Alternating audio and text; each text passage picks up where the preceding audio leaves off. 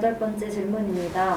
한국에서 망인의 배우자는 자녀들보다 더 많은 상속분을 받을 수 있다. 정답은? 예, 맞습니다. O입니다. 이 말씀을 드린 이유는 한국의 배우자의 상속분이 자녀들보다 기본적으로 많기는 하거든요. 근데 캐나다에 오래 사셨던 분들 입장에서 본다면 상속에서 이런 얘기가 몇 번이 나왔었는데 배우자에 대한 상속분이 사실 그렇게 많지가 않습니다. 한국 법상. 자녀들보다 좀 많기는 한다고 하지만 그런 내용을 들으실 때마다 대부분 놀라는 게 왜 배우자가 그거밖에 안 되는가.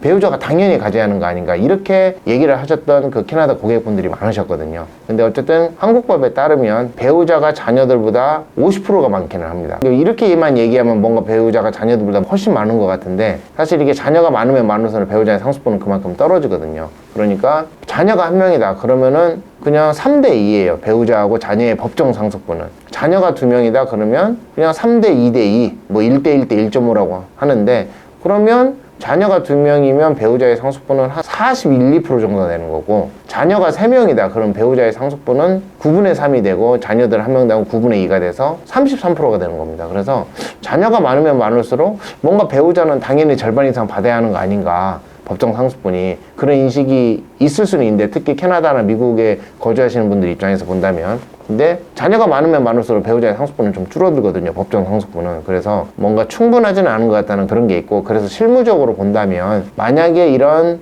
상속인들 간 어떤 협의가 안 돼서 어떤 상속분에 대한 분쟁이 생겼을 때는 배우자의 경우는 아무래도 좀 기여분이나 이런 거가 인정될 여지가 좀 더 있는 것 같고요. 자녀들 대비. 그래서 상속분이 조금 더 조정이 돼가지고 좀 더 높아지는 부분. 근데 여기에서 또 배우자가 같이 가정을 형성해 오면서 자녀들을 꾸리고 공동체를 형성해 왔던 그런 배우자와 사망하기 뭐 몇 년 전에 재혼했던 배우자하고는 또 상속분 인정에서 조금 다른 것 같습니다. 어쨌든 이런 기여분을 좀 더 적극적으로 해줘서 뭔가 상속분을 보장해주는 그런 가능성이 있는 측면에서는 아무래도 오랜 기간 같이 가정을 형성해 왔던 그런 배우자한테 인정해주는 건 가능성 좀 있는데 그냥 뭐 재혼 배우자 같은 경우에는 사실 그렇게까지 기간이 짧았다면 뭐 별도의 기여분까지 그걸 인정할 요소는 좀 적은 것 같고요. 그럼에도 불구하고 그 재혼 배우자는 어쨌든 친자녀보다 자녀들 한 명보다 어쨌든 기본적으로 법정 상속분이 50%가 더 많은 것은 사실입니다.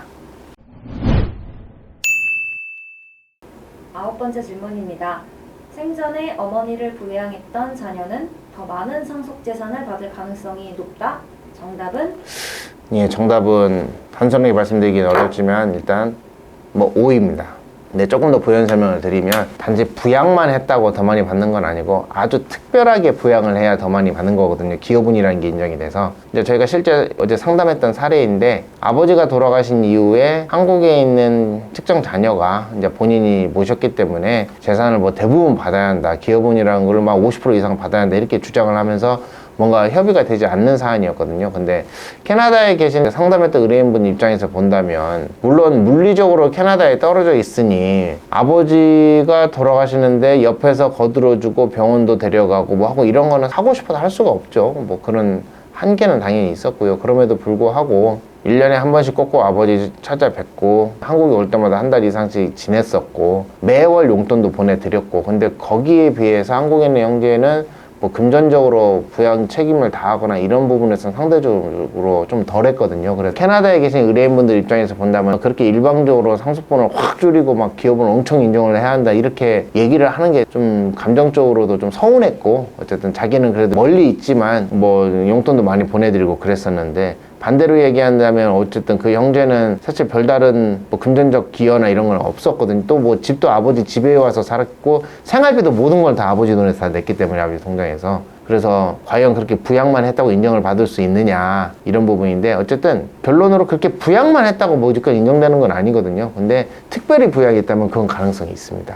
그럼 특별히 부양이 뭐냐? 사실 자녀가 부모를 모시는 거는 일반 민법상의 법적인 양육 의무가 있어요. 부양 의무가 있어요. 그래서 그거 한다고 상속을 기여분까지 인정을 해서 더 주는 그런 건 아니거든요. 그냥 기본적으로 특별한 부양까지 되려면 막 용돈도 엄청 드리고 대법원 판례 기준으로는 자녀 본인의 생활과 비슷한 수준을 유지해 갈 수 있을 정도로 용돈을 드린다.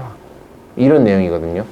아니면은 뭐 갑자기 큰 돈이 들어갈 때가 많잖아요. 부모님이 갑자기 뭐 크게 아프셔가지고 병원비가 많이 들어간다든지 그 다음에 또 최근에 인정된 사례에서 보면 고모니 이제 병치레를 많이 하셔가지고 병원에 간다면은 사실 뭐 보호자 없이 병원 입원이 안 되거든요. 뭐 간병인을 뭐 24시간 붙일 수도 있습니다만은 비용 부담이 엄청나고, 그래서 많이 아프셔서 뭐 간병인을 비용 부담을 온전하게 부담을 했다라든지, 병원비도 마찬가지고, 아니면은 본인이 어쨌든 보호자로서 자녀든 뭐 며느리든 어쨌든 온전하게 또 그 역할을 다 해냈다든지, 이런 거 정도는 사실 그 일반적인 부양 의무를 뛰어넘는 정도이거든요. 그래서 어쨌든 일반적인 부양 의무를 뛰어넘을 정도로 돈도 많이 들이고, 아니면 아버지가 남긴 재산을 형성하거나 유지할 때 많은 돈을 좀 보태주셨다든지, 이런 것 등이 인정이 될 때 특별한 부양이라고 하고, 이럴 때는 더 많이 받으실 수는 있습니다. 그래서 부양했다고 무조건 더 되는 건 아닌데, 그 부양이 정도가 이제 어느 정도인지가 중요하고, 정말 특별한 정도에 해당된다 그러면 분명히 기여분을 통해서 재산을 더 많이 받으실 수 있는 가능성이 있습니다. 네, 마지막 질문입니다. 해외에 거주하면서 한국에서 상속소송을 진행하면 자주 재판에 참여할 수 없기 때문에 암묵적으로 분리할 수밖에 없다. 정답은 예, X입니다. 일단은 해외에 계셔서 재판에 참석을 못해서 불리한 점이 있지 않느냐라는 게 이번 상담에서도 많은 분들이 걱정하시는 분이었고, 또 저희가 평상시 많이 받는 질문인데 전혀 그렇지가 않습니다. 뭐 어쨌든 사실 한국에 계셔도 재판에 참석을 안 하시는 당사자들이 대부분이고요. 나올 의무가 없거든요. 뭐 대리인이 있기 때문에 변호사가 나가면 되는 것이고, 다만 재판부에서 조정이나 판결을 앞두고 어떤 조정이나 이런 기회를 한번 가지려고 할 때 가급적 당사자가 한번 나오길 원하시는 경우는 있어요. 그래서 그런 때는 사실 나오는 게 좋기는 한데요. 해외에 계시거나 이러면 사실 나오기가 어렵거든요. 뭐 굳이 나오지 않는다고 해서 그걸 가지고 억지로 뭐 불리하게 판결을 내린다든지, 아니면 불리한 정황으로 사용한다든지 하는 것 등은 있을 수가 없는 일입니다. 그래서 사실 해외 거주자분들도 만약에 내가 상속이나 뭐 이런 분쟁이 생겼을 때, 재판에 대한 분쟁이 생겼을 때 이거를 내가 재판을 통해서 해결을 해야 하느냐, 혹여나 뭐 그걸 통해서 내가 불이익은 얻지 않을까, 이렇게 염려하시는 분들이 있는데요. 전혀 그런 부분들은 염려하지 않으셔도 되겠습니다. 예, 이번 시간에는 저희가 이번 캐나다에서 상담을 진행하면서 받았던 그런 몇 가지 공통적인 질문들을 추려서 OX 퀴즈 형태로 설명을 드리는 시간을 가졌습니다. 본 영상에 대해서 궁금한 점이 있으시거나 기타 상속과 관련해서 궁금한 점이 있으시면 댓글에 나와져 있는 링크를 통해 상담을 신청해 주시면 되겠습니다. 그럼 저는 다시 상담회를 진행하러 가보도록 하겠습니다. 지금까지 더 스마트 상속 이유리 변호사였습니다. 감사합니다.